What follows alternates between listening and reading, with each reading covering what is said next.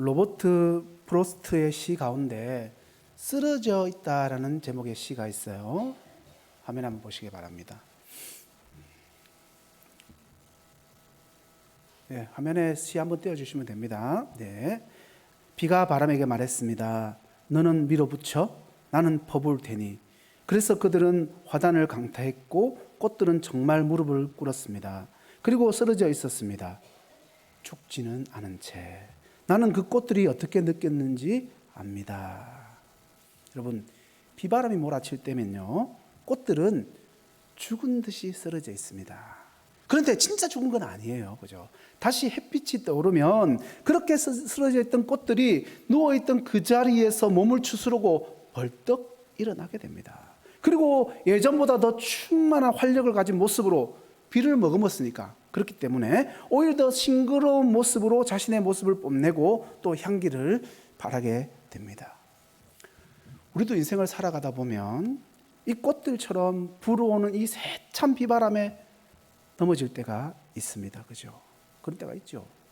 그러나 꽃들이 다시 해가 비추는 때를 기다리듯이 우리에게 다시 비추어질 그 하나님의 은총의 빛을 기다리며 끝까지 용기 잃지 않는 성도인들이 다 되시기를 간절히 소망합니다. 반드시 회복될 새날은 온다는 거죠. 그날을 기대하면서 기도함으로 기다리는 성도인들이 다 되시기를 예수님의 이름으로 간절히 축원합니다. 이스라엘 백성들이 모세의 지도를 따라서 애굽에서 탈출한 후에 도착한 곳이 광야였어요. 여러분, 광야는요, 물과 먹을 것이 풍부한 땅이 아니죠. 우리가 쉽게 상상할 수 있는 사막, 그런 곳입니다. 물도 먹을 것도 제대로 없는 데다가 또 낮에는 엄청 덥고 50도 정도 된다고 합니다. 그리고 밤에는요 또 엄청 추워지는 그런 지역이잖아요. 출애굽한 이스라엘 백성들의 입장에서는요, 빨리 젖과 꿀이 흐르는 그 땅으로, 가나안 땅으로 들어가면 좋겠는데 그러지 못했죠. 광야 생활을 거의 40년 가까이 하게 되지 않습니까? 여러분, 이스라엘 백성들에게 광야 생활은요 정말 특별한 상황입니다. 더위도 그렇고 추위도 그렇고 그것도 문제인데 마실 것 먹을 것도 제대로 없었고 뒤로는 애굽의 군대가 언제 다시 쫓아올지 모르는 상황인데다가 남자 어른만 장정만 60만 명, 애들 여자들 노인을 합치면요 거의 200만 명이나 넘는 사람들이 함께 그 광야에서 공동체 생활을 하는 겁니다. 그것도 이동하면서. 여러분, 200만 명이나 되는 사람들이 그 척박한 사막과도 같은 광야에서 어떻게 살아남을 수 있었겠습니까? 어떻게 원하는 그 목적지까지 안전하게 갈 수 있었을까요? 그래서 그들에게 아주 특별한 것들이 필요했었죠.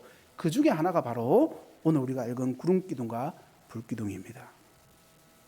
이스라엘 백성들에게 이 구름기둥과 불기둥은요 어떤 역할을 했던 것일까?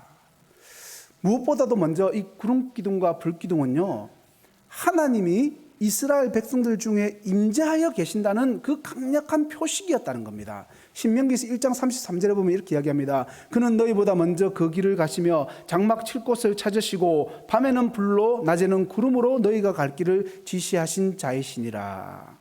이 구름기둥과 불기둥이 이스라엘과 함께 하는 것은요, 이스라엘 백성들에게만 하나님의 임재를 알리는 표식이 된 것이 아니었습니다. 그것은 이방인들에게도 표식이 된 겁니다. 그 큰 구름과 불기둥이 40년 동안 이스라엘 백성들의 그 진영과 함께 있는 모습이 이방인들의 눈에만 보이지 않았을 리가 만무하지 않습니까? 구름기둥과 불기둥의 역사는요, 하나님께서 분명하게 이스라엘 중에 함께 하신다는 명백한 표식이었다. 두 번째로 이 구름기둥과 불기둥은요, 하나님의 인도하심을 보여주는 그런 사인이었어요. 민수기 9장 17절과 18절 말씀을 보세요. 구름이 성막에 떠오르는 때에는 이스라엘 자손이 곧 행진하였고 구름이 머무는 곳에 이스라엘 자손이 진을 쳤으니 이스라엘 자손이 여호와의 명령을 따라 행진하였고 여호와의 명령을 따라 진을 쳤으며 구름이 성막 위에 머무는 동안에는 그들이 진영에 머물렀고. 낮에는 구름 기둥이 백성들 앞에 앞장서서 움직였습니다. 구름 기둥이 맨 앞에 서서 이동하면서 길잡이 역할을 하면 그 구름 기둥의 움직임을 따라서 백성들이 그 뒤를 따라갔습니다.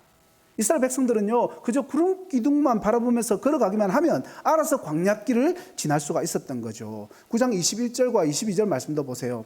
혹시 구름이 저녁부터 아침까지 있다가 아침에 그 구름이 떠오를 때는 그들이 행진하였고, 구름이 밤낮 있다가 떠오르면 곧 행진하였으며, 이틀이든지 한 달이든지 1년이든지 구름이 성막 위에 머물러 있을 동안에는 이스라엘 자손이 진영에 머물고 행진하지 아니하였다. 그리고 떠오르면 또 행진했다고 이야기합니다.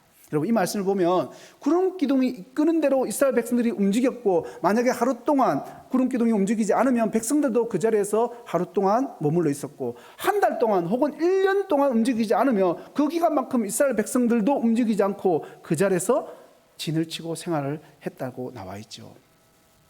그러니까 이스라엘 백성들은요, 자신들이 언제 떠나야 되는지, 어디로 가야 할지, 어떤 곳에 머물러야 할지 고민할 필요가 전혀 없었습니다. 그저 구름 기둥이 움직이는 대로, 하나님이 이끄시는 대로 따라가기만 하면 되는 그런 것이었죠. 즉, 이 구름 기둥과 불 기둥은요, 이스라엘을 인도하시는 하나님의 그 앞서가시는 모습을 보여주는 사인이었다. 세 번째로, 구름 기둥과 불 기둥은요, 하나님이 이스라엘 백성들을 보호하신다는 그런 중요한 표식이었습니다. 광야는요, 제가 아까 말씀드렸듯이 완전 사막과 같은 곳이잖아요. 낮에는 매우 덥기 때문에 구름 기둥이 햇빛을 가리도록 하셔서 이스라엘 백성들을 그 더위로부터 보호해 주신 거죠. 또 밤에는요, 불 기둥을 통해서 어두운 광야를 비추시고 백성들이 춥지 않도록 해주셨죠. 또한 들짐승들이 접근하는 것도 하지 못하도록 보호를 해주셨던 거죠. 그런데 여러분, 이것뿐만 아니에요. 더 신비로운 일도 있었습니다. 이스라엘 백성들이 출애굽하고 숫곳을 지나서 광야 끝 에담에다가 진을 쳤다고 하지 않습니까? 장막을 친 그때부터 하나님께서 구름 기둥과 불 기둥을 이스라엘 백성들에게 주신 그 장면이 나오는데요. 그런데 이스라엘 백성들을 애굽에서 나가도록 허락했던 그 바로 왕의 마음이 다시 바뀌어서 이스라엘 백성들의 무리를 뒤쫓아오는 일이 벌어졌던 겁니다. 이스라엘 백성들은 모두가 이제 두려워하고 있을 그때에 정말 놀라운 일이 벌어졌죠. 이스라엘을 앞서서 인도에 가던 구름 기둥이 이스라엘의 진영이 뒤쪽으로 이동하더니 그렇게 뒤쫓아오던 애국 군대와 이스라엘 백성들 사이를 갈라놓은 겁니다. 그뿐만 아니죠. 애국 군대가 있는 쪽에는요, 구름과 어둠이 가득 차는 반면에 이스라엘 백성들이 거하는 곳에는요, 밤에도 밝은 빛이 있게 해주셨던 것입니다. 출애굽기 14장 19절부터 20절 말씀이 이렇게 나옵니다. 이스라엘 진 앞에 가던 하나님의 사자가 그들의 뒤로 옮겨가매 구름 기둥도 앞에서 그 뒤로 옮겨 애굽 진과 이스라엘 진 사이에 이르러 서니 저쪽에는 구름과 흑암이 있고 이쪽에는 밤이 밝음으로 밤새도록 저쪽이 이쪽에 가까이 못하더라. 구름 기둥과 불 기둥이 이스라엘을 보호해 준 것입니다. 시편 기자가 시편 105편 39절에서 이렇게 이야기합니다. 여호와께서 낮에는 구름을 펴사 덮개를 삼으시고 밤에는 불로 밝히셨다. 즉 구름 기둥은요, 적들이 이스라엘을 상하지 못하도록 하나님이 자기 백성 위를 덮어주신 덮개였고, 불 기둥은요, 밤을 밝혀주신 불이었다는 겁니다. 이 모든 것이 이스라엘을 지키시는 하나님의 은혜의 손길이었던 거죠. 중요한 것은 이스라엘 백성들이 그런 구름 기둥과 불 기둥의 인도하심을 받았던 그 사실이, 그렇다면 오늘날 우리와는 그게 무슨 상관이 있냐는 겁니다. 그래, 이스라엘 백성들 그래 광야에서 좋았겠다. 구름 기둥 불 기둥 있었네. 그런데 그 말씀이 오늘날 우리에게 어떻게 적용이 되느냐는 거죠. 그게 중요한 사실이지 않습니까? 여러분, 광야의 이스라엘 백성들처럼 우리 삶에도 하나님의 분명한 인도하심이 눈에 보이면 얼마나 좋겠습니까? 그죠? 만약에 이런 인도하심만 있다면 더 이상 신앙생활에 어떤 고민도 없을 것 같지 않습니까? 그렇다면 오늘날을 살아가는 성도들에게는 이런 구름 기둥과 불 기둥의 역사가 일어나지 않는 걸까? 아니, 목사님, 언제 한번 그런 것을 본 적이 있습니까? 없으니까 당연히 우리에게는 이런 특별한 기사들이 없었다고 해야 하는 것이 아닙니까? 여러분, 이런 말씀을 지금 하고 싶으실 것입니다. 그러나 이런 생각은요, 반드시 옳다고 말하기 어렵습니다. 그러니까 오늘날 우리 시대에도 우리의 삶 속에도 하나님의 임재와 인도하심과 보호하시는 그 사인들이 존재한다는 겁니다, 여러분. 오늘날 우리가 보고 듣고 만지고 느끼며 확실하게 알 수 있는 오늘날에도 구름 기둥과 불 기둥을 우리들에게 분명히 주셨다는 겁니다. 왜냐하면 그 과거 구약의 이스라엘 하나님과 오늘날의 하나님은 동등하신 똑같은 하나님이시기 때문에 그들만 특별히 보호하실 이유가 없는 거죠. 우리가 이 사실에 대해서 깨닫기 위해서는요, 먼저 계시에 대한 이해가 필요합니다. 계시라는 것은 하나님께서 자신을 드러내 주신 것을 의미합니다. 그런데 하나님께서 어떻게 자신을 계시하십니까? 하나님이 어떻게 자신을 계시하시는가? 자신을 어떻게 드러내는가? 기본적으로 하나님은요, 자연 만물을 통해서 자신을 계시하십니다. 이런 계시를 자연 계시나 일반 계시 이렇게 우리는 이해하고 있죠. 또 하나님은요, 이사와 기적을 그리고 직접적인 나타나심과 말씀하심과 같은 것을 통해서 자신을 나타내시기도 합니다. 이런 것들은 하나님을 직접적으로 체험하게 해주는 특별 계시라고 합니다. 여러분, 일반 계시와 특별 계시가 좀 구분이 되시죠? 그런데 문제는 자연 계시, 즉 일반 계시로서는 타락한 인간이 하나님을 온전히 알 수 없는 그런 한계가 있다는 겁니다. 자연 계시가 우리 안에 신성을, 그 하나님이라는 어떤 막연한 신이라는 존재를 느끼기는 해주시기는 하죠. 그런데 자연 계시는요, 우리를 참되신 하나님 앞으로 인도하지는 못합니다. 그래서 많은 자연 종교들이 존재하고 있지만 참된 하나님을 만나지 못하는 거죠. 그것들을 통해서는요, 자연을 신격화하거나 인간을 신격화하는 것, 즉 우상 숭배 이상으로 그들은 나아가지를 못합니다. 이렇게 일반 계시가 충분하지 못하기 때문에 하나님께서 특별 계시를 통해서 자신이 직접적으로 드러내 주셨어요. 그것이 바로 성경에 나오는 많은 이사와 기적과 그리고 놀라운 하나님의 임재와 그 음성들입니다. 그런 의미에서 구름 기둥과 불 기둥은요, 성경이 없던 시절에 하나님께서 직접 자신의 임재를 드러내 주신 일종의 계시라는 것을 알 수 있습니다. 그런데 하나님이 직접적으로 나타나셨던 그 모든 것들이 책에 기록이 됩니다. 그것이 바로 우리가 읽고 있는 이 성경입니다. 그래서 성경은요, 특별 계시의 책인 것입니다. 그리고 이 특별 계시는요, 계속되는 것이 아닙니다, 여러분. 계시는, 성경은요, 계시가 종결되었다라고 말씀하고 있어요. 즉 우리가 가진 이 성경이 계속해서 쓰여지는 것이 아니라는 겁니다. 하나님은 우리 인간들을 구원하시기에 충분한 계시를 이 말씀 안에 이미 다 주셨다는 겁니다. 그런 의미에서 오늘날 우리는 성경의 역사가 기록되고 있던 시절과 같은 의미의 특별 계시를 가질 수는 없습니다. 오늘날 우리는요, 오직 우리에게 이미 전해주신 특별 계시의 책인 이 성경의 말씀으로부터 조명을 받을 뿐인 것입니다. 이제 우리는요, 이렇게 우리에게 주어진 특별 계시의 책, 이 성경을 통해서 하나님을 알 수 있는 겁니다. 그렇기 때문에 이 성경은요, 우리에게 하나님을 알려주는 가장 소중한 것이 아닐 수 없습니다. 가장 소중한 것이 바로 이 성경책이라는 거죠. 정리해보면 하나님의 계시가 성경으로 우리에게 주어졌다는 사실을 통해서 우리가 알 수 있는 것은요, 오늘날 우리에게는 구름 기둥과 불 기둥이 직접적으로 더 이상 나타나지 않는다는 거죠. 그것은요, 계시가 이미 완성되어서 우리에게 주어졌기 때문입니다. 그리고 그 완성된 계시가 바로 이 성경 말씀이기 때문에 하나님은요, 성경에 기록된 말씀 가운데 당신 자신을 드러내 주셨다는 그 결론을 내릴 수가 있는 겁니다. 그렇게 기록된 말씀이 하나님을 계시해 주는 것이라고 한다면 결국 오늘날 우리들의 구름 기둥과 불 기둥이 무엇인지는 분명해지는 거죠. 그것은 바로 이 하나님의 말씀, 성경입니다. 하나님의 말씀은요, 우리들에게 하나님이 우리와 함께 하심을 일깨워 줍니다. 우리는요, 그 말씀을 읽고 묵상하고 마음에 새기는 일을 통해서 우리 가운데 함께 하시는 하나님을 알 수 있게 됩니다. 뿐만 아니라 하나님의 말씀을 따르는 가운데 마치 구름 기둥과 불 기둥을 따랐던 이스라엘 백성들이 하나님의 인도와 보호를 받았던 것처럼 우리 또한 하나님의 보호하심과 인도하심을 받게 되는 겁니다. 그런데 여러분, 실제로 성경 이외에도 우리 가운데 임재하시면서 우리를 인도하시고 보호하시는 또 다른 실체가 있어요. 성경뿐만이 아닙니다. 그 실체는 바로 성령 하나님이십니다. 사실 성경을 읽기만 해도 하나님에 대한 지식을 얻을 수는 있어요. 어느 누구라도 성경책을 읽으면 하나님은 이러신 분이구나 지식적으로는 알 수 있다는 겁니다. 그런데 이 모든 기록들을 완전한 사실로 받아들이고 온전히 믿는다는 것은 또 다른 영역이라는 것을 우리가 알 수 있습니다. 오늘날 많은 세상 사람들이 성경에 대한 지식을 갖고 있지만 그것을 사실로 믿지는 않는다는 겁니다.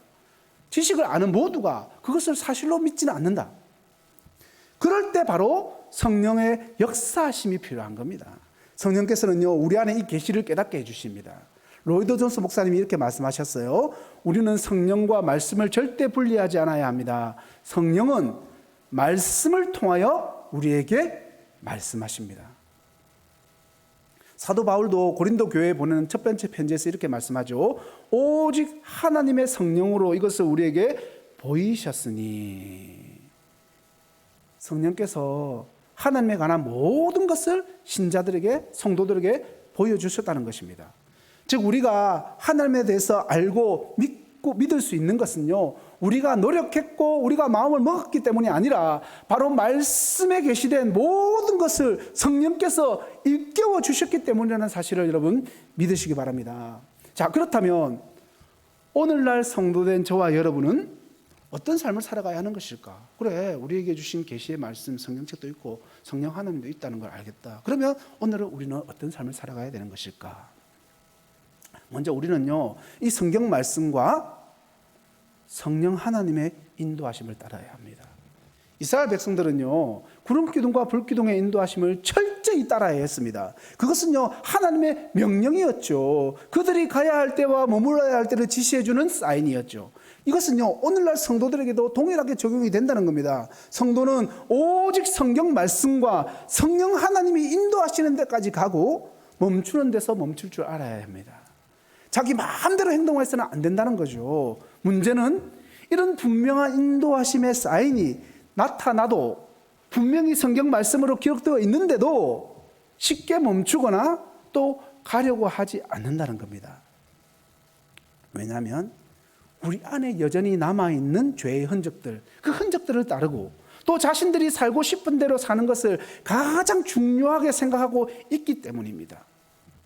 우리들의 마음과 우리들의 삶 속에 하나님을 따르고 섬기는 것을 최우선의 자리에 두지 않는다면 우리 또한 이런 모습으로 살아가게 될 것입니다. 왜 하나님의 말씀이 내게 들리지 않을까요? 내 욕심이, 내 정욕이, 하고 싶은 일이 내 마음과 내 삶 속에 가득하기 때문입니다. 내 마음 속에 내 일이, 내 정욕이, 내 욕심이 가득하기 때문에. 지금은 목사님이 되셨죠. 예전에 이 시인과 촌장이라는 이름으로 가수 활동하셨던 하덕규라는 분을 알고 계실 겁니다. 다들 고개를 끄덕이시는 분들은 제 연식을 제가 조금 알겠어요. 이분이 지금은 음악 목사님이 되셔가지고 귀하게 쓰임받고 계신데, 가수로서 명성을 얻고 인기 정상에 올랐을 때 그 인기를 잃을까봐 인기를 유지하려고 마음이 늘 불안해서 많은 술을 마셨다고 합니다. 그러다 보니까 우울증에 빠지게 되셨고 또 대마초에도 손을 대기도 하고 인생이 그냥 절망의 나락으로 떨어질 때였다고 합니다. 바로 그때 그분의 누나가 그를 교회로 인도해 주었고 결국 예수님을 만나게 되었습니다. 예수 그리스도 안에서 그는요, 모든 결박에서 풀려나게 되었습니다. 그 은혜를 깨닫고 그 은혜가 너무 감사해서 곡을 썼는데 10분 만에 써내려간 곡이 가시나무입니다. 가시나무. 조성모 씨가 리메이크해서 우리가 더 유명해진 곡이잖아요. 제가 이제 이 가시나무를 멋지게 한번 불러드리려고 연습을 거듭했지만 아쉽게도 영상이 준비가 되었다고 하더라고요. 그래서 제가 부르지 않고 원작자의 노래를 한번 들어보시겠습니다. 가사에 집중해서 한번 들어보세요.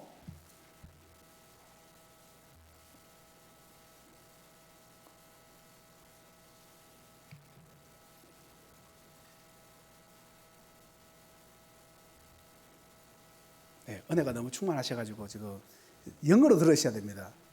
목사님 혹시 B를 눌러가지고 하시고 한번 처음으로 돌려서 다시 한번 해주시기 바랍니다.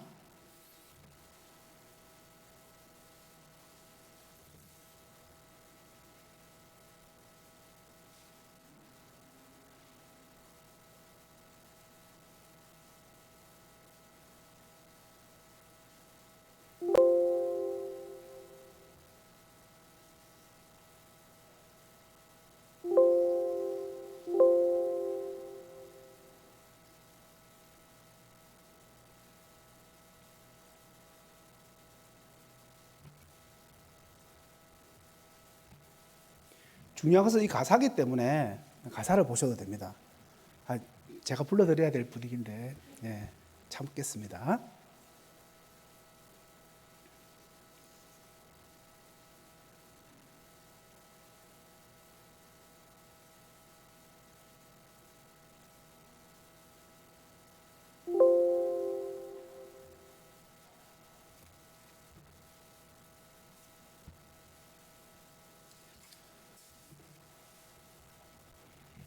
하덕규 목사님이 이렇게 신앙 고백을 하셨습니다. 가사는 대부분 다 아시죠? 내 속에 내가 너무도 많아, 이렇게 이제 시작하는 가사인데요. 이제 결국은 그것들이 가시가 되어가지고 새가 날아왔는데도 새가 쉬지 못하도록 하고 찔러서 결국 새도 떠나가 버리게 하고 그런 모습을 보여주는데요. 하덕규 목사님이 이렇게 신앙 고백을 했습니다. 욕심과 욕망이 가득한 나, 쉼을 얻지 못해 지치고 피곤한 나, 깨진 영혼의 날카로운 가시 때문에 누구도 다가올 수 없게 하는 나, 사랑하는 사람들에게 상처를 주고 돌아서게 하는 나, 어둠과 슬픔, 우울함이 가득한 가시나무 숲 한가운데 있는 나에게 주님이 찾아오셨습니다. 주님은 감당할 수 없는 깊은 슬픔을 노래하던 외로운 영혼인 저를 만나주셨고 구원을 베풀어 주셨습니다. 내 속에 나만 가득 차 있고 내 욕심, 내 욕망, 내 뜻이 가득 차 있으면요, 여러분, 아무런 변화도 일어나지 않습니다. 나를 비우고 그 자리에 하나님의 말씀에 순종함으로 성령의 충만함이 채워질 때 그 삶의 변화가 일어나게 되는 것입니다. 그런 삶 속에 진정한 평화가 찾아오게 되며 모든 상황을 이길 힘과 능력이 그 속에 임하게 되는 겁니다. 말씀을 맺겠습니다. 사랑하는 성도 여러분, 구름 기둥과 불 기둥은요, 하나님의 임재하심과 인도하심과 그리고 보호하심의 표식이었죠. 오늘날을 살아가는 우리들에게는요, 성경 말씀과 성령 하나님의 인도하심이 구름 기둥과 불 기둥입니다. 그런 의미에서 저와 여러분들이 할 것은 분명합니다. 오늘날 정말 광야와도 같은 인생길을 살아가는 저와 여러분 모두가 이 성경의 말씀과 성령 하나님의 인도하심에 철저히 우리 자신을 맡기고 순종해야 하는 겁니다. 그때 우리는요, 하나님의 인도하심과 보호하심 아래서 진정한 안식과 평안을 누리게 된다는 사실을 믿으시기 바랍니다.